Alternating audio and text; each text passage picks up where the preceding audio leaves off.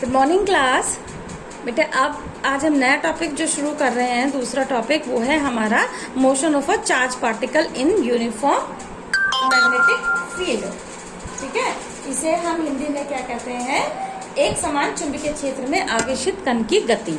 कि हमारा जो मैग्नेटिक फील्ड है वो कैसा? यूनिफॉर्म। यूनिफॉर्म का मतलब एक जैसा हमारा मैग्नेटिक फील्ड है।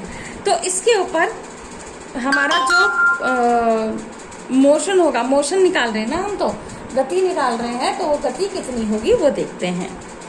देखिए, मान लेते हैं हमारा कोई भी चार्ज, ये जो क्रॉस लगा ना, ये मैग्नेटिक फील्ड है, ठीक, और ये कैसा है? तो हमारा कोई भी चार्ज है वो इस मैग्नेटिक फील्ड में आ रहा है, उस मैग्नेटिक फील्ड में हम इसको लेके आ रहे हैं। तो इसके ऊपर अब मान लेते हैं हम इस तरीके से लेके आ रहे हैं, तो राइट हैंड स्क्रू रूल या फिर फ्लेमिंग लेफ्ट हैंड रूल से देखिए। फ्लेमिंग लेफ्ट हैंड रूल सबने पढ़ रखा है। ये देखिए, इस तरीके से हमारा फ्लेमिंग का लेफ्ट हैंड रूल होता है।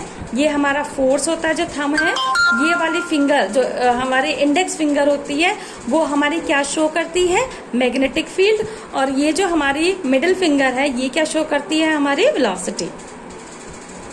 ठीक है, सही बता रही हूँ ना?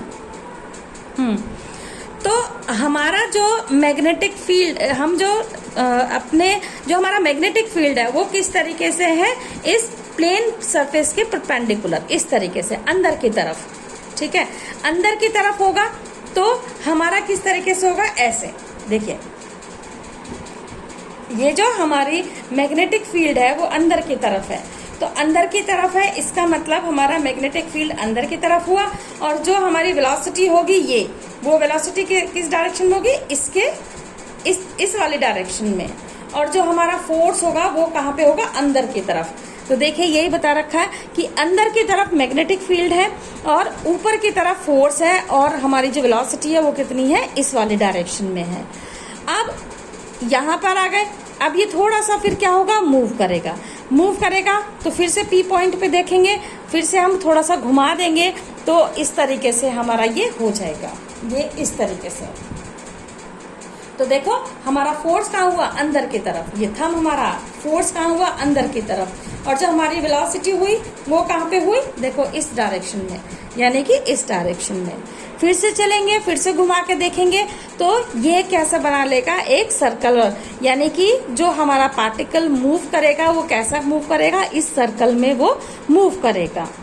ठीक है, अब देखिए, तो जब ये मूव कर रहा है, ये लगातार मूव कर रहा है, इसका मतलब इसमें एक सेंट्रीपिटल फोर्स आ गया है। Centripetal force F is equal to QV भी होता है, और force is equal to centripetal force क्योंकि आ गया है तो वो is equal to mv² upon r के बराबर हो जाएगा। और बेटे, जो हमारा सेंट्रीपिटल फोर्स है उसे हम अभिकेंद्र बल बोलते हैं। ठीक है, तो यहाँ तक F is equal to mv² upon r के बराबर आ गया। अब ये वाली equation QVB is equal to mv² upon r के बराबर हम रख के देखेंगे। तो इन दोनों से हम क्या निकाल लेंगे? r की वैल्यू निकाल लेंगे। तो r is equal to mv upon QVB के बराबर आ जाएगा। ठीक, जबकि r हमारा क्या है? रेडियस है, त्रिज्या है ऑफ द पाथ, और जो हमारा mv है वो क्या है? मोमेंटम, जिसे हिंदी में क्या बोलते हैं? संवेग। ठीक है, अब इसको हम काइनेटिक एनर्जी की फॉर्म में निकालेंगे। तो काइनेटिक एनर्जी कितनी होती है? K is equal to half mv², या V is equal to √2K upon m के बराबर भी हम इसको लिख सकते हैं। अब ये जो V is equal to √2K upon m है, इस वेलोसिटी की वैल्यू हम इस वाले इक्वेशन में, जो इक्वेशन नंबर 1 मानी थी, r is equal to mv upon QV, इसमें हम वैल्यू रख देंगे v की। तो हमारी इक्वेशन फाइनली r कितनी बच जाएगी? r is equal to √2mk upon QB। ठीक है, अब ये तो निकल गया हमारा जो काइनेटिक एनर्जी की फॉर्म में। अब देखते हैं हमारी जो टाइम इंटरवल होगा वो कितना होगा। T is equal to 2πr upon V है, ये फॉर्मूला हम पहले पढ़ चुके हैं।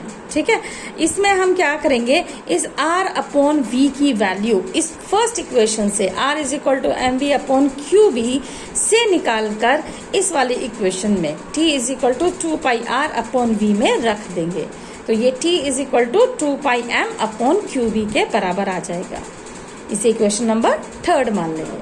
अब यदि हमें फ्रीक्वेंसी निकालती, टाइम पीरियड निकाल लिया, अब फ्रीक्वेंसी निकालनी हो तो इससे हम फ्रीक्वेंसी भी निकाल सकते हैं। n is equal to 1/t होता है और इसको क्या लिख देंगे qb/2πm, इक्वेशन 3 से ही। ठीक है, तो ये हमारा टाइम पीरियड और फ्रीक्वेंसी में भी निकल के आ जाएगा। क्लियर।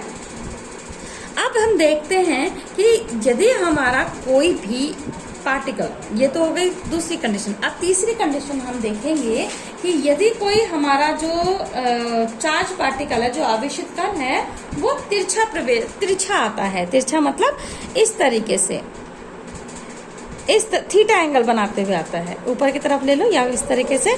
तो इस वाली कंडीशन में जो हमारा जो पार्टिकल होगा उसका जो पाथ होगा वो इस तरीके से होगा, ये ठीक, इसको हेलिक्स भी बोलते हैं और हिंदी में इसे, ये जो सर्कुलर पाथ बना है इसको हेलिक्स बोलते हैं या हिंदी में क्या बोलते हैं, कुंडलिनी। ठीक है, तो R is equal to M B perpendicular है और अपॉन क्यू बी, ये ऊपर वाले इक्वेशन से ही रख दिया। एम बी साइन थीटा, क्यों साइन थीटा रखा, क्योंकि जो हमारा पार्टिकल है वो थीटा एंगल बना रहा है, इसलिए साइन थीटा। ठीक, टाइम पीरियड इसका निकाल लेंगे। Time period T is equal to 2πm/qb, ये ऊपर वाले इक्वेशन नंबर 3 से ही लिख दिया यहाँ पर। ठीक है, अब जो हमारा पार्टिकल है, the linear distance travelled by the particle, जो लीनियर डिस्टेंस जो हमारे पार्टिकल ने ट्रेवल किया है उस किया है मैग्नेटिक फील्ड में और एक चक्कर लगाया है। मैग्नेटिक फील्ड में हमारा कोई भी पार्टिकल जो है वो एक चक्कर कंप्लीट कर रहा है तो उस एक चक्कर को हम पिच बोलते हैं या फिर पाथ, हिंदी में पिच ही बोलेंगे, P से डिनोट करते हैं, और पाथ को पथ बोलते हैं। तो P is equal to V into T। ठीक है, अब ये पैरेलल है तो इसमें हमारा साइन थीटा, साइन नहीं लेंगे तो हम कॉस थीटा लेंगे। V cos theta is into T की वैल्यू रख देंगे, कितनी होती है, अभी ऊपर देखा था हमने 2πm/qb। ठीक, अब इसी इक्वेशन को यदि काइनेटिक एनर्जी की फॉर्म में हमें यदि लिखना है तो वैसे काइनेटिक एनर्जी की फॉर्म में भी लिख सकते हैं। K is equal to half mv² होता है, इसमें V की वैल्यू फिर से रख देंगे हम ऊपर से निकाल के, वो हो जाएगा R/qb/m। तो यहाँ से ये K is equal to R² Q² B²/2m, ये हमारा काइनेटिक एनर्जी निकल जाएगा। तो यहाँ तक हमने किया है, इसे अच्छे से आप याद करेंगे और याद रखेंगे। ओके।